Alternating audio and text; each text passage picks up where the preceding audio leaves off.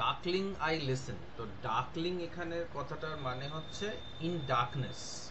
মানে আগের স্ট্যান্ডাতে আমরা দেখেছিলাম যে নাইটিঙ্গেলের যে ওয়ার্ল্ডটা সেটা এমবামড ডার্কনেসের মধ্যে রয়েছে। মানে নাইটিঙ্গেলের ওয়ার্ল্ডটা ডার্কনেসের মধ্যে নিমজ্জিত হয়ে রয়েছে। It's a dark place, it's a dark world.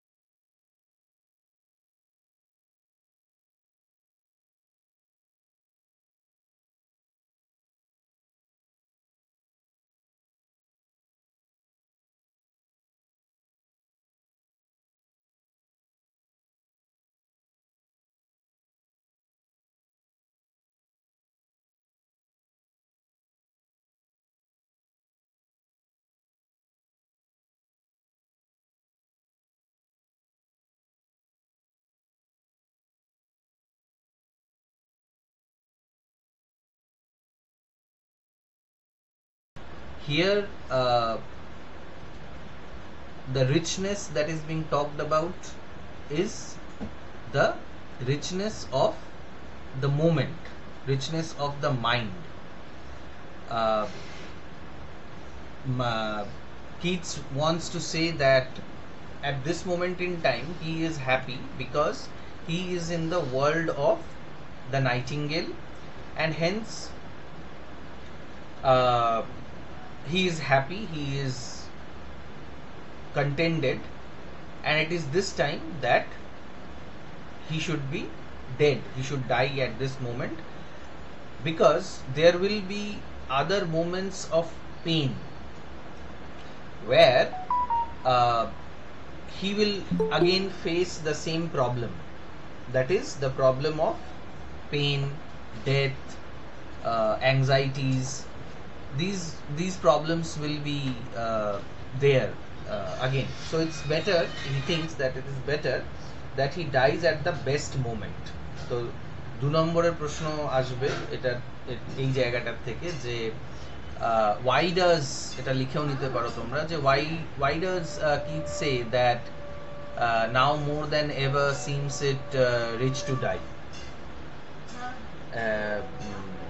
এই সময় কেন কিটস এরকম বলছে যে ওর মৃত্যুটা মানে ওর এটাই বেস্ট মোমেন্ট মৃত্যুর জন্য?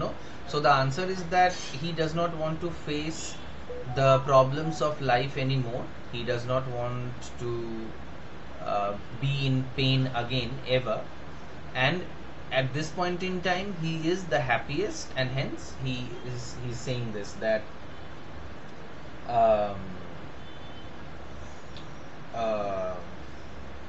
it's rich to die. This moment is the richest to die. To seize upon the midnight with no pain, while thou art pouring forth thy soul abroad in such an ecstasy. তো আমি আগেই বললাম যে কেন এখানে এই সময়ে মরে যাওয়াটা সবথেকে রিচ, সবথেকে ভালো, কারণ এই মুমেন্টে এখানে কোনো পেন নেই। As I said that Ode to Nightingale is an ode which talks about the transience of life and permanence of art. So Nightingale's song is art. This world in which Nightingale is singing is the world of art, and that's why there is no pain in this world. কারণ pain emanates from the transience of life, মানে পেনের কারণ হচ্ছে যে মানুষের জীবনটা বেশিক্ষণের জন্য নয়, সেটা একটা পেইনফুল অ্যাওয়ারনেস আমাদের জন্য। তো নাইটিঙ্গেলের ওয়ার্ল্ডে এরকম কোনো ধরনের কোনো পেন, কোনো প্রবলেম এরকম কিছুই নেই আর। সো বাইরে মানে সোল অ্যাব্রড, ওই পাখিটা নিজের যে আর্টটা আছে সেটা বাইরের জগতে ছড়িয়ে দিচ্ছে, and it's ecstatic. It's so nice to hear the song. It creates an ecstatic feeling. It creates an ecstatic feeling in the mind and heart of Keats. Still wouldest thou sing, and I have ears in vain, to thy high requiem become a sod. তো বলছে যে তুমি তাও গাইতেই থাকবে যখন আমার years গুলো, আমার কানগুলো, আমার শোনার ক্ষমতাগুলো সবই ইয়েতে চলে যাবে, ভেইন মানে হাওয়ায় মিশে যাবে, মানে আমার মৃত্যুর পরেও তুমি গাইতে থাকবে, আর তোমার গানটা তখনও কন্টিনিউ করবে। হাই রেকুয়েম, মানে রেকুয়েম ইজ আ এলিজি, এই গানটা তোমার এই গানটা এলিজিক সংটা তখনও বাজতে থাকবে যখন আমি মাটির সঙ্গে মিশতে থাকবো। মানে মৃত্যুর পরে খ্রিশ্চানদেরকে বাড়ি করে দেওয়া হয়, তো তারা মাটিতে মিশে যায়। সো সড মিনস সয়েল, মাটি, তো মাটির সঙ্গে সে মিশে যাবে, কিন্তু তখনও যে গানটা আছে, the song will continue. Thou wast not born for death, immortal bird.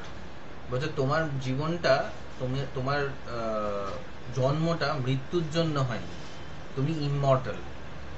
ঠিক এরকমই একটা ফিলিং আমরা স্কাইলার্ক পড়ার সময় হয়তো পেয়েছিলাম, যেখানে স্কাইলার্ককে শেলি বলছে ডিসএমবডিড জয়, মানে যার কোনো বডি নেই তার মৃত্যুও সম্ভব নয়। Like God cannot die because God is not made up of destructible things like our bodies are. Our bodies are easily destructible because it is made up of flesh and bone and all that. So God cannot, this immortal bird also cannot die because it is not created of the same material as those that are used for the creation of human beings. No hungry generations tread thee down. এক minute hold করো তো।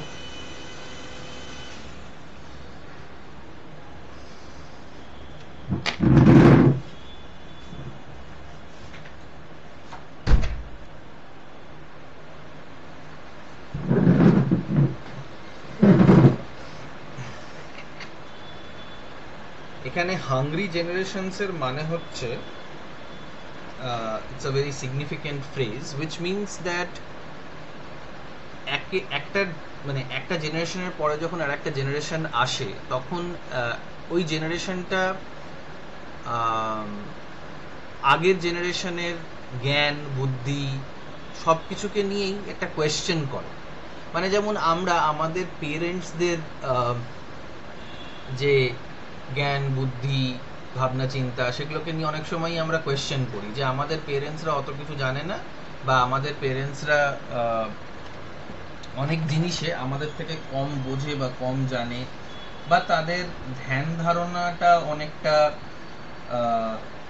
পুরনো, তাদের ধ্যান ধারণা অতটা developed নয় আমাদের মতন। কারণ আমরা হয়তো কোনো কোনো ভাবে দেখতে গেলে আমাদের হয়তো পড়াশোনা তাদের থেকে বেশি, বা আমরা মানে লেটেস্ট যে টেকনোলজিসগুলো আছে, লেটেস্ট যে ডেভেলপমেন্টসগুলো হিউম্যান সিভিলাইজেশনসের ক্ষেত্রে আছে সেগুলোকে আমরা দেখেছি, সেগুলোকে আমরা করেছি, সেগুলোকে আমরা জানি।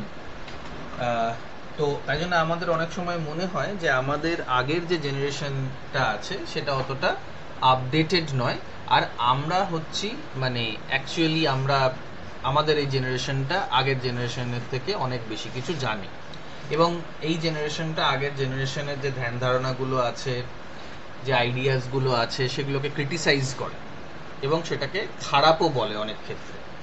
মানে আগেকার পুরনো যে সিনেমাগুলো আছে সেগুলোকে নিয়ে আমরা অনেক সময় হাসি ঠাট্টা করি যে কিরকম বোকা বোকা, মানে মারপিট বোকা বোকা সব কথাবার্তা হচ্ছে ওখানে। কিন্তু এখনকার মডার্ন সিনেমা অনেক বেশি ডেভেলপড, অনেক বেশি সেটার মধ্যে কম্পিউটার গ্রাফিক্স আছে বলে বেটার হয়তো দেখতে লাগে। এরকম ধরনের অনেক রকমের কথা আমরা বলি। আমরা সবসময় মডার্ন যে জিনিসটা, লেটেস্ট যে জিনিসটা সেইটাকে চাই, কিন্তু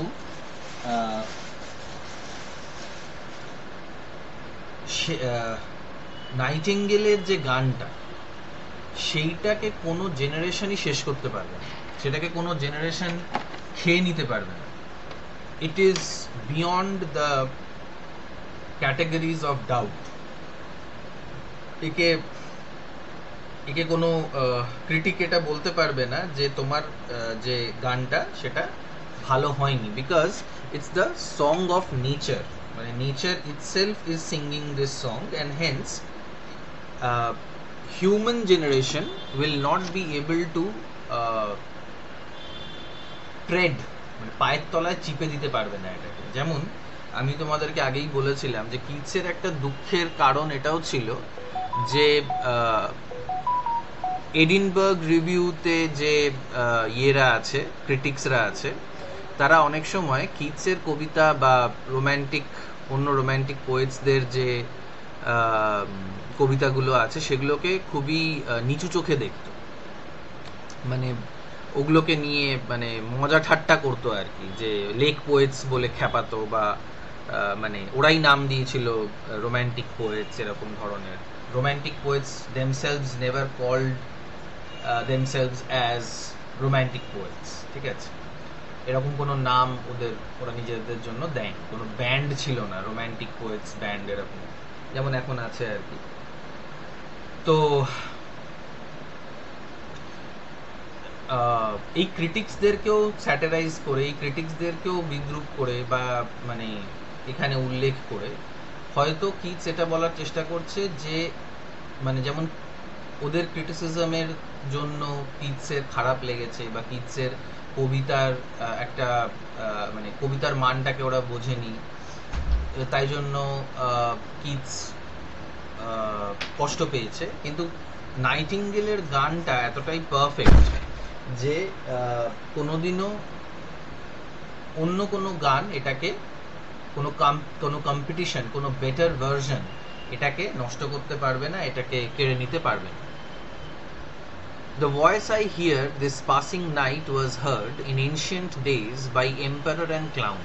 বলছে যে আওয়াজটা আমি এখন শুনছি, এই নাইটটায় শুনছি, এই গানটাই কিন্তু পৌরাণিক সময়, এনশিয়েন্ট ডেজে, পুরাতন সময় এম্পারার আর ক্লাউন দুজনেই শুনতো। তার মানে এখানে একটা ডেমোক্রেটিক ব্যাপারও আছে, there is a sense of democracy here as well, যে এম্পারার আর ক্লাউন দুজনেই এই গানটাকে এনজয় করতে পারে। এখানে কোনো বড় লোক গরিবের কোনো তফাৎ নেই, সবাই এই গানটাকে এনজয় করতে পারে। কিন্তু কিছু জিনিস আছে যেটা শুধু বড় লোকেরা এনজয় করে, কিছু জিনিস আছে যেটা শুধু হয়তো গরিবরাই এনজয় করে বা করতে পারে, এরকম একটা ভাগ আমাদের সমাজে হয়েছে। কিন্তু নাইটিঙ্গেলের এই সংটা এম্পারার আর ক্লাউন দুজনেই শুনেছে, দুজনেই এনজয় করেছে। Perhaps the self-same song that found a path through the sad heart of Ruth when sick for home she stood in tears amid the alien corn. এখানে আবার বিবিলিক্যাল একটা রেফারেন্স চলে আসছে।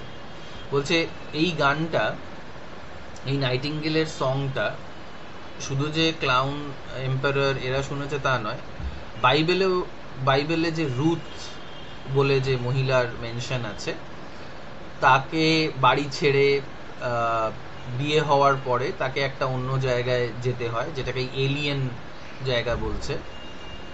কর্ন বলতে ভুট্টার খেতে সে একা দাঁড়িয়ে কাঁদছে, তার বাড়ির জন্য সে বাড়ি ফিরতে চায়, সে মন কেমন করছে তার বাড়ির জন্য। আর এই গানটাই তখন নাইটিঙ্গেল করছে যখন রুথ, দ্য বাইবেলস রুথ, নিজের বাড়ি যেতে চাইছিল, বাড়ির জন্য মন খারাপ করছিল ওর, আর বিয়ে হওয়ার পরে তাকে একটা ফরেন জায়গায় আসতে হয় এবং সেখানে সে ঠিক মানিয়ে নিতে পারছিল না, ওখানে তার অসুবিধে হচ্ছিল। তো সেই বিবিলিক্যাল টাইমটা অ্যাকচুয়ালি মিথিক্যাল টাইম। যেমন এম্পারার্স আর ক্লাউন্স আমরা বলতে পারি যে এটা মিডিভেল এজ, কিন্তু যখন আমরা রুথের ব্যাপারে বলছি, যখন আমরা বাইবেলের ব্যাপারে বলছি, ইট বিকামস মিথিক্যাল, মানে বিয়ন্ড ইভেন এনশিয়েন্ট, এটার কোনো টাইম নেই, এরকম আমরা বলতে পারি। যে সেই সময় থেকেই নাইটিঙ্গেলের যে গানটা নাইটিঙ্গেল তখন করতো, সেই গানটা এখনো করছে। তার গানের মধ্যে কোনো ঘাটতি আসেনি, মানে it was born perfect or it became perfect with time, with nature's guidance, unlike human song which is fraught with many kinds of problems. The same that oft times hath charmed magic casements opening on the foam of perilous seas in fairy lands forlorn.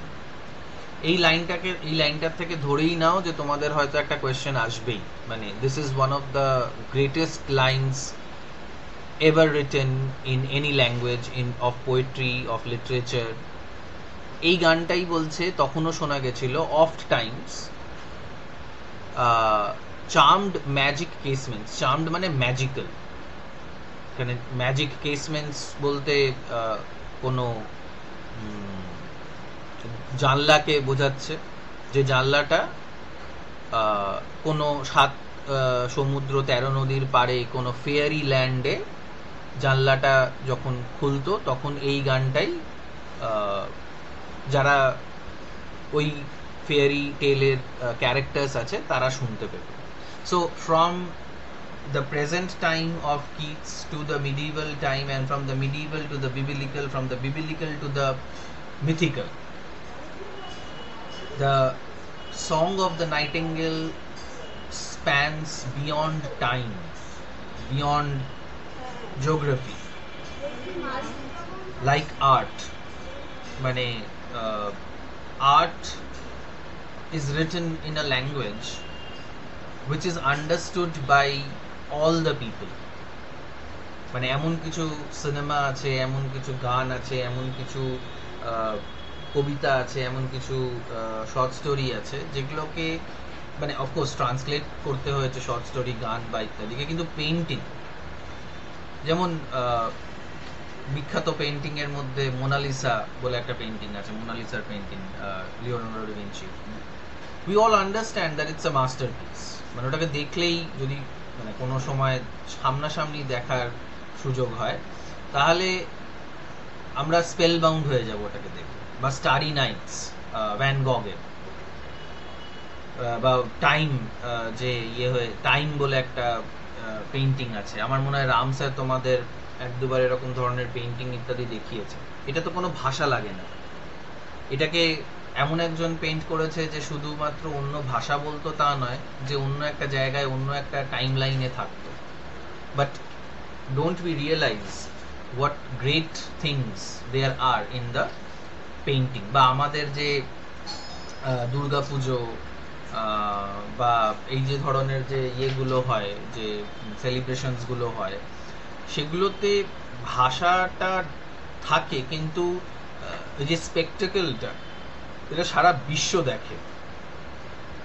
And it has been going on for so long. It has not changed. I mean, it has changed, but the real substance has not. So Keats এটাই বলতে চাইছে যে unlike human life, which is very short, Nightingale's song spans from the mythical, biblical, medieval times till the present movement, যেটা কিটসের সময় ছিল 1800 শতাব্দীর প্রথম দিকটার দিকে ছিল, 19th সেঞ্চুরি ছিল আর কি। তো অত দূর অব্দিও নাইটিঙ্গেলের সংটা একইভাবে রয়েছে, মানে ওটার কোনো কোয়ালিটি চেঞ্জ হয়ে যায়। মানে যেমন চায়নার প্রোডাক্টস বেশি দিন যায় না, তো we don't want to buy those products because it's made by humans, but anything made by nature is perfect and it is almost indestructible. মানে এখন হ্যাঁ তুমি বলবে যে একটাই নাইটিঙ্গেল তো আর গাইছে না, এই নাইটিঙ্গেলের সংটা একটা নাইটিঙ্গেলের গাওয়া নয়, বাট মানে নাইটিঙ্গেলসদের গাওয়া। The entire species of the birds have been singing this particular song, and that is why it has become perfect. Forlorn, লাস্টের যে ওয়ার্ডটা ছিল forlorn, it's like a dumb charade, sorry, it's like a antakshari. লাস্টের ওয়ার্ডটা দিয়ে আবার next স্ট্যান্জাটা হচ্ছে ফোরলোন। ফোরলোন কথার মানে হচ্ছে লোনলি, আইসোলেটেড, অ্যাবান্ডেন্ট। তো forlorn, the very word is like a bell. তো বলছে এই শব্দটাই একটা বেলের মতন, একটা ঘন্টার মতন। To toll me back from thee to my sole self. এই ওয়ার্ডটা যেই ও বলল, ম্যাজিক্যালি ও নাইটিঙ্গেলের ওয়ার্ল্ড থেকে বেরিয়ে আবার সেই নিজের জগতে ফেরত চলে আসে। টোল মি ব্যাক, যেই ঘন্টাটা পড়লো, ওয়ার্ডটা ওর মুখ থেকে বেরোলো, ওই আওয়াজটা ওকে ওর নিজের লাইফে আবার ফেরত নিয়ে আসে। সোল অনলি, আইসোলেটেড, মানে সোল সেলফ, মানে নিজের কাছেই আবার ফেরত নিয়ে আসলো, এই প্রেজেন্ট মোমেন্টে ফেরত নিয়ে আসলো। ও যেটা ইয়েতে চলে গেছিল, নাইটিঙ্গেলের ওয়ার্ল্ডে চলে গেছিল, সেটা ওখানেও থাকতে পারবে। Adieu, the fancy cannot cheat so well. ওর যে ডে ড্রিমিংটা করছিল, ও যে একটুখানি ঘুমিয়ে পড়েছিল নাইটিঙ্গেলের সংটা শুনতে শুনতে, যেটাকে ও ডেথের সাথে তুলনা করছিল। তো সেটা বললো যে না, এই গানের মাধ্যমে এই ফ্যান্সিটা, এই ডে ড্রিমিংটা আমাকে বেশিক্ষণ সাস্টেইন করতে পারলো না। Fancy cannot cheat so well. Fanciful যে ভাবনা চিন্তা, ডে ড্রিমিং যেটা, সেটা বেশিক্ষণ আমাকে সাস্টেইন করতে পারলো না। সো এখানে ও অ্যাকচুয়ালি তাদের সেই ক্রিটিক্সদেরকে চ্যালেঞ্জ করছে বা সেই ক্রিটিক্সদেরকে বিদ্রূপ করছে যারা ওকে এসকেপিস্ট বলছিল, বা যারা ইন জেনারেল রোম্যান্টিক পোয়েটসদের এসকেপিস্ট বলে, যে তারা তো সবসময় ভাবের জগতে, তারা তো সবসময় অন্য একটা জগতে ঘুরে বেড়ায়, তারা রিয়েল লাইফকে ফেস করে না, রিয়েল লাইফকে চ্যালেঞ্জ করে না, রিয়েল চ্যালেঞ্জেসগুলো ফেস করে না। তো সেখানেও বলছে যে বেশিক্ষণ আমরা বাইরের জগতে থাকি, ওই পারফেক্ট ওয়ার্ল্ডে আমরা থাকতে পারি না, আমাদেরকে ফেরত আসতে হবে। And she is famed to do deceiving elf. তো এখানে ফ্যান্সিকে, ইমাজিনেশনকে, যদিও ফ্যান্সি আর ইমাজিনেশনের মধ্যে একটা বড় তফাৎ ইয়ে করেছিল আর কি,